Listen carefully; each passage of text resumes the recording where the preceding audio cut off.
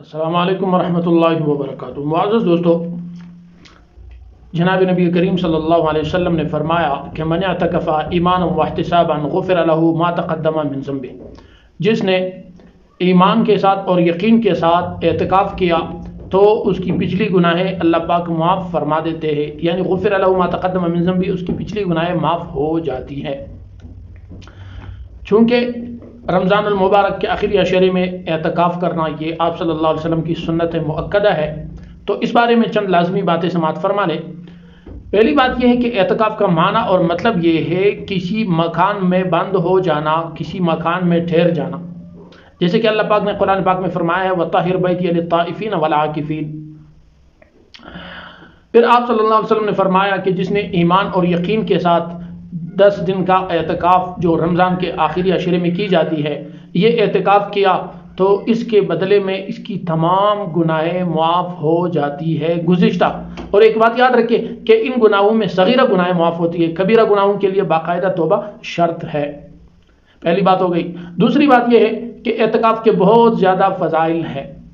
ان فضائل میں سے ایک فضیلت یہ ہے کہ آپ صلی اللہ علیہ وسلم نے فرمایا کہ معتکف کو اپنے ان اعمال کا بھی ثواب ملے گا جو اس نے باہر اعتکاف کی وجہ سے نہیں کر پایا۔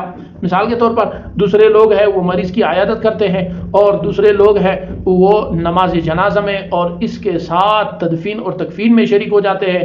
اس کے ساتھ مزید وہ ثواب، وہ خیر کے کام جو اعتکاف والا مسجد سے نکل کر نہیں کر سکتا باقی لوگ کر سکتے ہیں، وہ ساری نیکیاں اللہ پاک اس معتکف کو اعتکاف کی برکت سے دے دیتے ہیں۔ یہ آپ صلی اللہ علیہ وسلم نے فرمایا، اور آپ صلی اللہ علیہ وسلم نے یہ بھی فرمایا کہ معتکف جو ہے وہ ساری گناہوں سے محفوظ بھی رہتا ہے، یعنی مسجد کے تقدس کی وجہ سے، مسجد میں ٹھہرنے کی وجہ سے وہ تمام گناہوں سے محفوظ رہتا ہے۔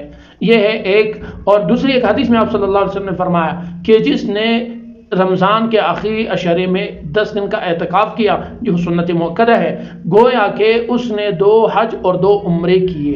یہ بہت بڑا اعزاز ہے، اللہ پاک ہم سب کو نصیب فرمائے۔ اور اس کے ساتھ آپ صلی اللہ علیہ وسلم کے اور بھی احادیث ہے جو اس اعتکاف کی فضیلت کے بارے میں آئی ہے۔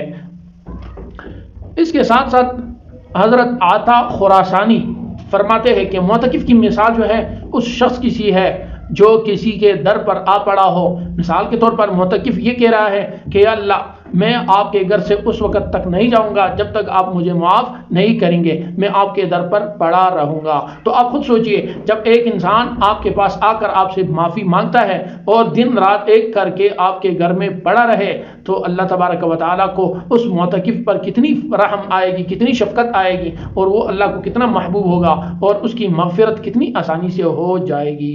اللہ پاک ہم سب کو نصیب فرمائے۔ اور آخری بات یہ سمجھیے، پھر اس کے بعد ان کے مسائل کی طرف جاتے ہیں کہ جس طرح یہ اعتکاف ہم رمضان المبارک میں کرتے ہیں، اس اعتکاف کی 3 قسمیں ہیں۔ پہلی قسم جو ہے وہ ہے واجب۔ اگر کسی نے نظر مان لی کہ میں اتنے دن اعتکاف میں بیٹھوں گا یا بیٹھوں گی، تو یہ ہے واجب اعتکاف۔ پھر وہ کسی کام کے ساتھ مقید کرے یا نہ کرے، اس کو کہتے ہیں واجب اعتکاف۔ دوسری قسم ہے سنت مؤکدہ علی الکفایہ، جو رمضان کے آخری عشرے میں آپ صلی اللہ علیہ وسلم نے اپنی زندگی مبارکہ میں بالکل اس کو چھوڑا نہیں ہے۔ ہاں، اگر آپ سفر میں تھے جیسے فتح مکہ کے موقع پر، تو اس دوران آپ صلی اللہ علیہ وسلم نے اعتکاف نہیں فرمائی، باقی کسی سال بھی آپ صلی اللہ علیہ وسلم نے اعتکاف کو ترک نہیں کیا۔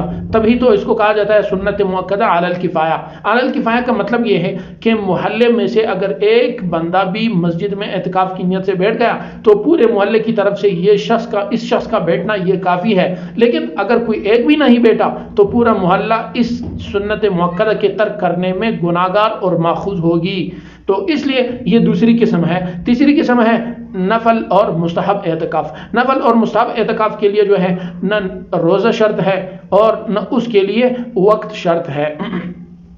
کسی شخص نے مسجد میں جاتے ہوئے نیت کر لی اعتکاف کا کہ میں جب تک مسجد میں رہوں گا اس وقت تک میرا اعتکاف کا نیت ہے، نویت الاعتکاف ما دمت فی ھذا المسجد، اگر اس طرح نیت کر لی تو اس کو بھی نفلی اور مستحب اعتکاف کا ثواب حاصل ہوگا۔ لیکن شرط یہ ہے کہ سنت مؤکدہ اور واجب اعتکاف میں روزہ بھی شرط ہے اور ساتھ ساتھ نیت بھی شرط ہے۔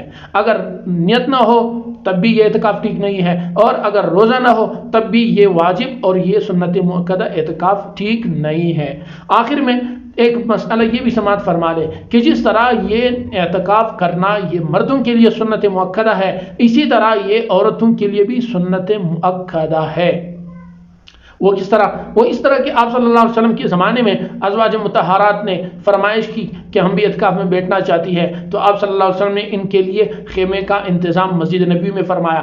پھر دوسری زوجہ کو جو آپ صلی اللہ علیہ وسلم کی ہے، جو ہماری ماں ہے امہات المؤمنین میں سے، ان کو پتہ چلا کہ میں بھی اعتکاف میں بیٹھنا چاہتی ہوں، تو اس کے لیے بھی خیمے کا انتظام فرمایا۔ تو آپ صلی اللہ علیہ وسلم کے زمانے میں، اور چونکہ زمانہ بہتر تھا، اچھا تھا، فتنوں سے محفوظ تھا اور پاک صاف تھا زمانہ، تو اس لیے آپ صلی اللہ علیہ وسلم کے زمانے میں عورتیں مسجد میں بیٹھ کر اعتکاف نکالا کرتی تھی۔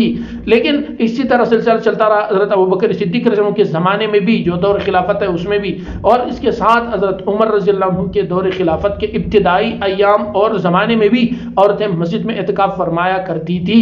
لیکن اس کے بعد حضرت عمر رضی اللہ عنہ نے حالات کی نزاکت، زمانے کی کمزوریوں کو بانپتے ہوئے، جانتے ہوئے، جانچتے ہوئے، آپ نے عورتوں کی مسجد میں باجماعت نماز پڑھنا اور اعتکاف پر پابندی لگا دی، جس کے بدل میں جس کے بدولت بعض عورتیں حضرت اما عائشہ صدیقہ رضی اللہ عنہا کے پاس آئی اور شکایت کی کہ حضرت عمر رضی اللہ عنہ نے ہمیں مسجد میں نماز باجماعت پڑھنے اور اعتکاف سے منع فرمایا۔ تو اما عائشہ صدیقہ رضی اللہ عنہا نے فرمایا کہ اگر اس زمانے میں جناب نبی کریم صلی اللہ علیہ وسلم ہوتے تو آپ صلی اللہ علیہ وسلم بھی عورتوں کو مسجد میں نماز باجماعت پڑھنے سے منع فرماتے، یعنی حضرت عمر رضی اللہ عنہ بالکل ٹھیک کر رہے ہیں۔ تو اس کے بعد عورتوں کے لیے سنت مؤکدہ جو اعتکاف ہے رمضان کے آخری عشرے میں، اس کے مکمل ثواب حاصل کرنے کے لیے بہترین موقع یہ ہے کہ وہ اپنے گھر میں کسی کمرے کو اپنے لیے خاص کر لے، اس کمرے کو اپنے لیے مسجد سمجھ کر بغیر ضرورت شرعیہ اور بغیر ضرورت طبعیہ کے اس سے نہ نکلے، بس یہ اس عورت کے لیے اس مسجد میں ٹھہرنے والے مرد جیسا ثواب ملنے والی اعتکاف ہے۔ اب اس میں جتنا محنت کر سکتی ہے وہ کرے، اس میں نہ عمر کی قید ہے اور نہ ہی اس میں کسی خاص شرط کی ضرورت ہے، بس اعتکاف میں بیٹھے اور اپنے اللہ سے مانگتے جائیے، اور اس دوران اپنے لیے، اپنے خاندان کے لیے، اپنی اولاد کے لیے، اپنی پوری امت مسلمہ کے لیے، خصوصاً فلسطین والوں کے لیے خود بھی دعا فرمائیے اور دوسروں کو بھی دعا کی توفیق کی دعا مانگے کہ اللہ دوسروں کو بھی توفیق دے کہ وہ ہمارے مسلمانوں کے مسائل کو حل کرے۔ انشاءاللہ اس سلسلے میں ہم دوسری ویڈیو ریکارڈ کریں گے جس میں اعتکاف کے خصوصی مسائل بیان کیے جائیں گے۔ السلام علیکم ورحمۃ اللہ وبرکاتہ۔